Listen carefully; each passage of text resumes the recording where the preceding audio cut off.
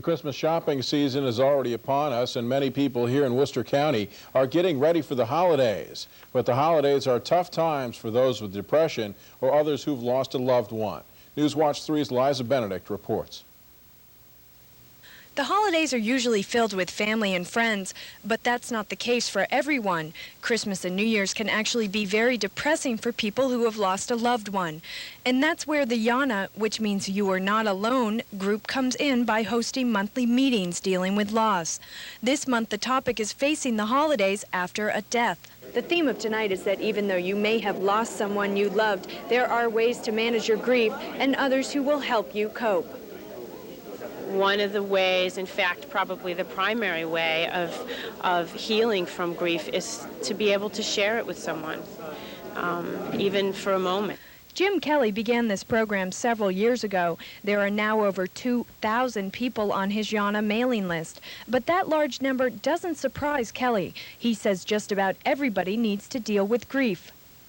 Most people have a tendency to fall victim to all these different myths that are out there in our society, and instead of managing the loss, we become managed by the loss. So I think it's absolutely essential that we give people a clear and accurate understanding of what the grief and loss experience truly is and what it is not, so that you can learn how to manage the experience and not be managed by it. In order to get through the holidays, counselors say what's important to keep in mind is to understand and express your grief or anger over your loss. In Worcester, Liza Benedict, Newswatch 3. If you'd like more information on YANA, you can call 755-4507 for a newsletter. Time now. Good evening, I'm Martin Moran. And I'm Liza Benedict. Amy has the night off.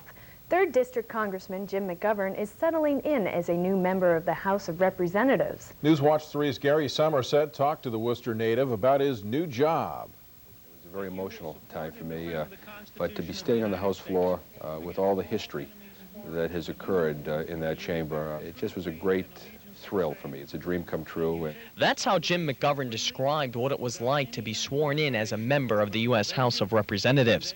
McGovern is back here in Worcester this week taking care of some scheduling with his staff.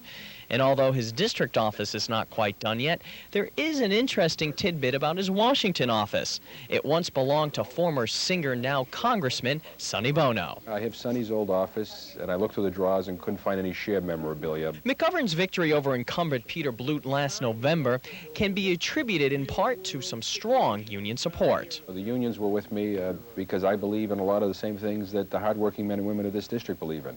Educational opportunities, pension reform, jobs. Those are the things that I stand for, and those are the reasons why not only members of unions, but hardworking men and women all across this district supported me. Bay Stater sent an all-Democrat congressional delegation down to Washington, and with the Republicans controlling both the House and Senate, some may see this as a problem for Democrats like Jim McGovern.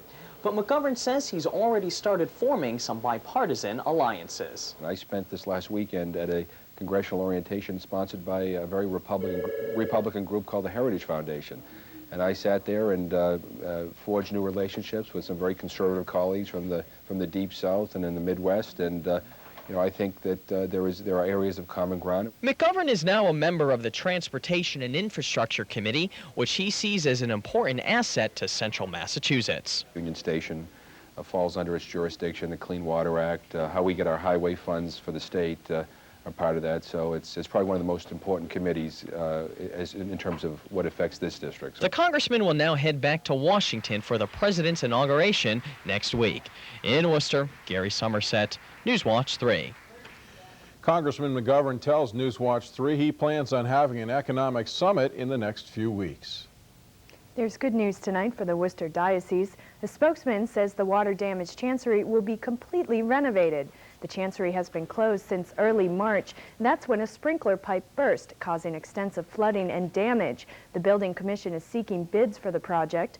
The bishops and employees of the diocese have been conducting daily business from several temporary locations. No word when the renovations will begin. Some city leaders are hoping to turn an eyesore into a landmark with a renovation plan for Logan Field. Newswatch 3's Amy Pankinier reports that the plan is set to be introduced to City Council tonight, and it calls for some major improvements for the aging city park. The last time Logan Field had any major work done was back in 1950. So for 40 years, much of it has stayed the same. Now Councilor Wayne Griffin is working with the city to start a three-phase plan in an effort to give the field a new lease on life. It's a very positive plan. It's a three-step plan to phase in, so budgetarily it doesn't take a big hit in any capital year. So I think it's a plan that's workable. Tonight, the first draft of the plan will be submitted to the City Council, and some of what it calls for are new basketball courts, larger ball fields, and more importantly, increased access. First of all, there'll be off-street parking for the neighborhood so that the overflow parking doesn't go in on the street, Mill Street. And with the increased use in the airport, hopefully that'll make it a safer environment for children and pedestrians in that neighborhood. We have contributed to the plan and can't wait to see it put into play. They can't wait to have it happen. Obviously, in anyone's wish list, they'd like to see it happen yesterday. And hopefully the budget issues, I just met with the city manager and John Prankovicius, the budget director, and we've looked at a couple different areas where we think that if we spread it out over a few years, the possibility is there to start the program. It's going to cost about $400,000 to start phase one of the renovation project, and when it's all done, Logan Field could have $1 million facelift. In Worcester, Amy Pankinier, Newswatch 3. A public hearing on the renovation plan will be held Thursday night at 7 o'clock at the American Legion on Mill Street. In other news, blood donations are down about 20%, which is causing concern for area hospitals. Because of the holiday season and cold weather, people don't usually donate this time of year. But officials at Memorial Healthcare Hospital say there's always a need and urge people to get out and donate. Because the need for blood never stops, and surgeries keep on going, accidents keep happening, people continue to need blood. Just in this hospital alone, we transfuse about 35 units of blood a day. If you want to give the gift of life, you can call any hospital to make an appointment, or you can go to Memorial Healthcare Hospital's blood drive on January 23rd from 9 to 4. Coming up on Newswatch 3, over 90 communities and local businesses are set to help promote literacy among today's youth. Also, an area organization is helping some to heat their homes this winter. And still ahead, some local school children are learning about the life of slain civil rights leader Dr. Martin Luther King. You're watching Worcester County's Newswatch 3. The day we remember civil rights leader Martin Luther King Jr. is right around the corner, and students at the Jacob Hyatt Magnet School are getting a jump start on the holiday. Today, students at the school talked about what their dreams were and learned more about Martin Luther King Jr. with the help of CityWorks members. But folks from CityWorks say it was a learning experience for everyone involved. Information that we didn't offer them, they offered us. So, I mean, they knew a lot. I think we just kind of made it fun. The civil rights leader's birthday is next Monday, and the hope is these students will now have a better idea why he is being remembered. Increasingly cold temperatures and rising fuel prices are putting extra demands on families' pocketbooks. Newswatch 3's Margie O'Brien met a family from Dudley that is getting that help in the form of fuel assistance. Right now we're behind on all the bills, basically, you know, but whatever the kids need come first, and, you know, then the bills are later. Donna and Richard Eckberg are going through a rough time right now. Richard is unemployed, Donna stays home with the children, there's no money coming in, and the bills are piling up. But their main concern is for their children. Number one priority is to make sure they have enough food and, you know, and a nice warm place to sleep. So, yeah, I mean, they definitely take top priority on things. The Eckbergs have, in their own words, swallowed their pride and have asked for help to heat their home.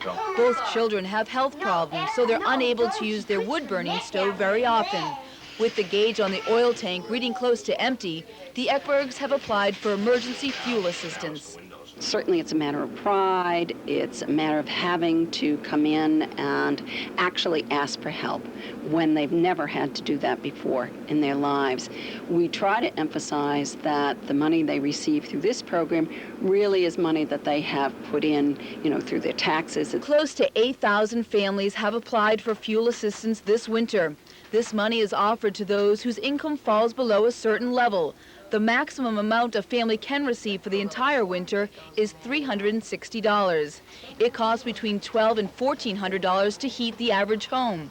But according to the Ekbergs, every little bit helps. We're just trying to take advantage of any little thing that will help us, get through, basically until we get back on our feet. The fuel truck should be out in the afternoon. So let's hope, keep my fingers crossed, because we're getting down there on the oil. In Dudley, Margie O'Brien, Newswatch 3. The Office for Fuel Assistance wants you to know that there is still money available for fuel assistance this winter. They're encouraging people to call 754-7281 to see if you qualify, or you can visit the Worcester Community Action Council office on Main Street. In tonight's Money Watch report, Mary Kett of Smith Barney takes a look at a question most of us have asked ourselves at one time or another. Am I saving enough money? Tonight, Mary gives some valuable tips on how to know if you are saving enough.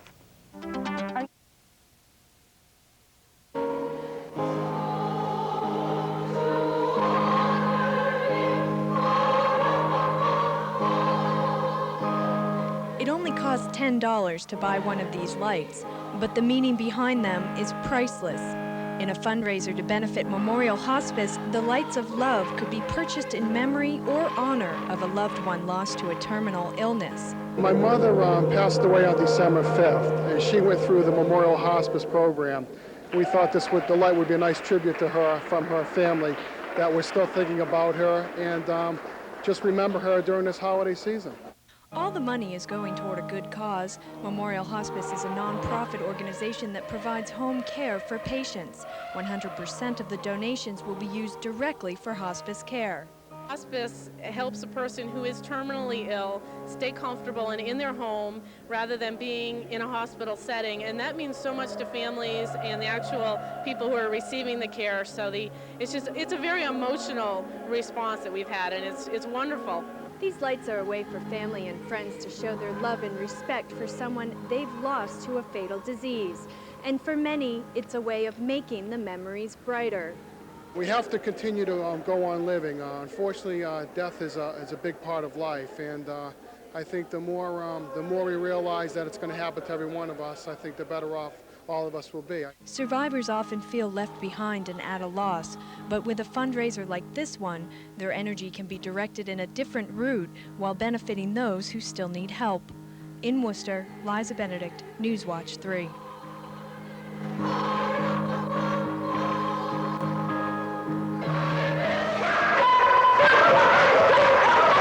The hardest part about going to an animal shelter is choosing just one out of the dozens begging for your love. And as usual, there are always more animals than there are homes. But at the Worcester Animal Rescue League, the staff is happy to report they've found owners for most of their animals during the holidays. But there will be plenty who still need homes once the season of giving is over. This little guy's too young to be adopted right now, but once he turns 8 weeks old, he's sure to be snatched right up. All animals will come to you with their shots. All it takes for you to adopt an animal is to get them spaded or neutered. And the cost is slight. For less than the price of a dinner out, you can take home a lifelong friend. The Rescue League keeps the animals up for adoption as long as they can. Tell me how long you keep an animal. What's the average stay for an animal here? There's no set time limit. It all depends on basically how their temperament and their health is, and it could be up to a month, even longer. If there's one problem with the shelter, it's that the facilities are too small for the demand. That's where Michelle and Arnie step in. They offered to take care of a litter of puppies and the mother until they were old enough to be adopted. We got them when they were a week old. They couldn't see or hear. They were small, and now they're 15, 16 pounds. They've got personalities. They're attached to us. The puppies have become an important part of Arnie and Michelle's lives, and both agree it's not going to be easy to give them up, but they know it's part of being a foster parent. It's better for us to find homes for them and know where they're going than it would be for us to bring them down to the Rescue League and not know who got them. Yeah. As rewarding as this experience has been, they say this is not something to be entered into lightly. It's a big responsibility. Neither one of us realized how much time it was going to take. It was somewhat overwhelming when we began because there's these puppies, 5 little puppies and a mom, and they need to be made sure that everything is okay. Apparently, everything is okay. All the puppies go to their new homes next week. As for Arnie and Michelle, there's already another batch of babies waiting for them. Merry Christmas. Liza Benedict, Newswatch 3.